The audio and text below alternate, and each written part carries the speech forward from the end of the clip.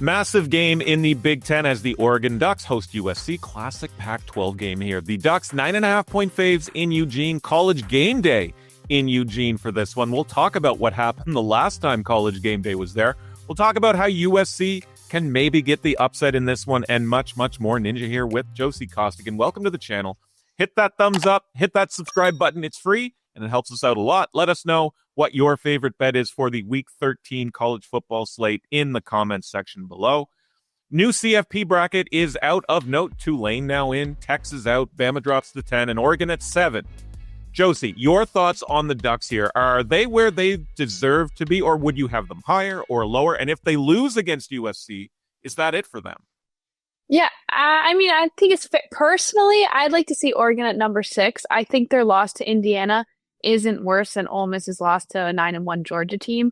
I think Oregon profiles as a top 6 team analytically. They're one of only 3 teams in the entire country that ranked in the top 15 in scoring offense, total offense, scoring defense, and total defense. And the other 2 are Texas Tech and Indiana. So when you compare those losses side by side for me, I think Oregon's setback in the loss feels more competitive than like a red flag. And short answer for me would be yes. I think a loss this week would end Oregon's playoff hopes. Indiana and Ohio State are both just holding really strong playoff positions, and they're leaving like zero room for error for anyone else in that conference. I mentioned College game day going to Eugene for this one. Some College game day trends this season, and I did count these by hand, so there is a bit of margin for error. But favorites, 8-3-1 against the spread. The under is 8-4. Host schools are 8-4 straight up and 8-3-1 against the spread. Oregon has one loss this season, and it just so happens that it was when game day was there in week 7 to watch Indiana beat them, which we'll talk about in a moment. But do you think, Josie, that maybe this Oregon team or even Dante Moore doesn't have what it takes when the lights shine the brightest? I actually think you can trust Oregon and Dante more this time around. Again, just that Indiana loss, I think Moore has really cleaned it up since then. His timing, his accuracy, his completion rate is up to nearly 73% now. I think he looks more settled. Week 7, it's still pretty early into the season. And they've already been through that, spotlight failure moment. And sometimes teams need that, right? So that Indiana loss feels more like a learning moment than, a reoccurring trend, because they haven't showed that, like, hey, we're going to keep this up and just pull a Penn State. Yeah, it could be character building for sure, and comfortably Dante Moore's, quote, worst game of the season so far, which we'll talk about more in a second. But real quick, when I first looked at the odds for this one, I thought the total was maybe just a bit too high here at 59.5. Like, this isn't the Oregon of old, and Dan Lanning plays at a much different pace than what we've been used to with the Ducks. So your thought on that total of 59.5 here, Josie? Yeah, we'll later get into my pick, but when I first saw it, I was like, oh, I know where I'm going. I hope sportsbooks don't catch on to this for me, because, yeah, I thought 59.5 was way too high. Like you said, I think a lot of it has to do with the version of Oregon we're getting under Dan Lanning. This is an Oregon group that I think plays a lot more deliberately. They're averaging almost 28 seconds per snap, which puts them among one of the slowest in the country, and USC is right there with them at that number. So you got 2 teams who are just naturally, shrinking possessions, shortening up the game, eliminating that pace that usually drives totals up.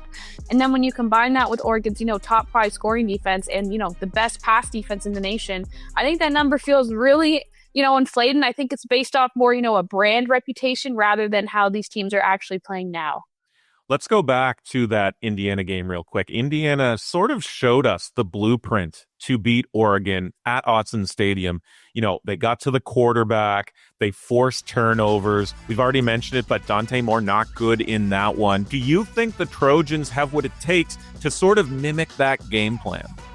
Yeah, I think Indiana definitely showed us a blueprint of how to beat Oregon in, Eugene. Like you said, pressure more, hit them early, force them into those mistakes. But that's the only problem for USC is everyone knows that blueprint now, including Moore himself. So again, I think he settled a lot since that loss. It's almost, 7 weeks ago now? And he's far more prepared than, for teams trying to replicate that formula. I think USC can copy a bit of what Indiana did, especially in the secondary. Their pass defense has been really solid this season.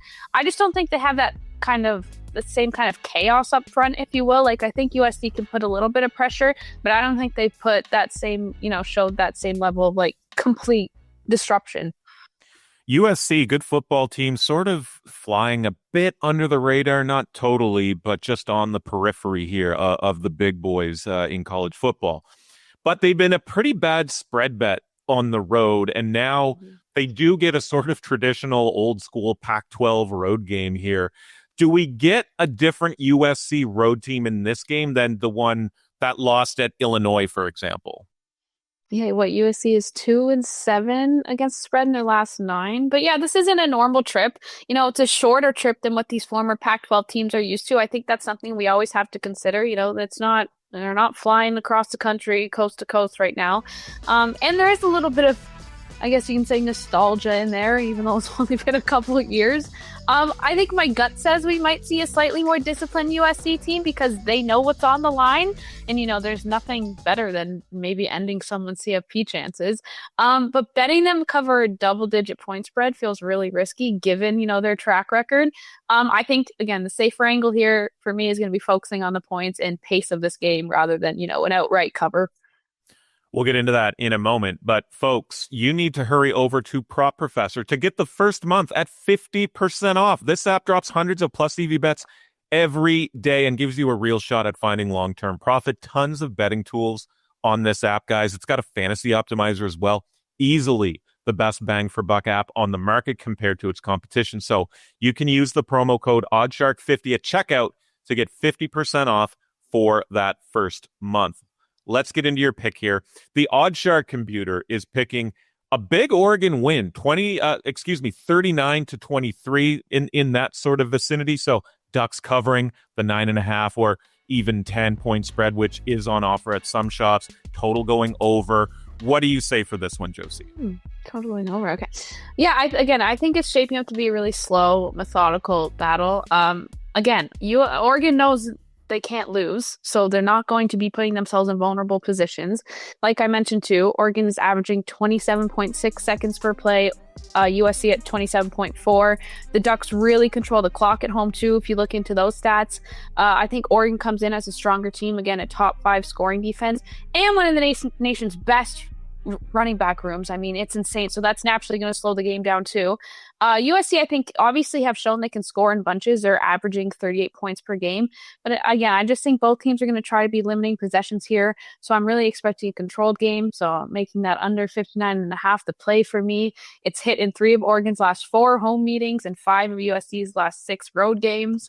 And then for a bet, I was just talking about that running back room. Jordan Davison over 53.5 rushing yards. Again, I think they just lean on their run game a lot. He's averaged 77 yards in his last 4 games. USC's rush defense is more vulnerable than their pass defense. And with the Ducks, running on nearly 60% of plays, I think Davison's going to have plenty of opportunities to hit this mark.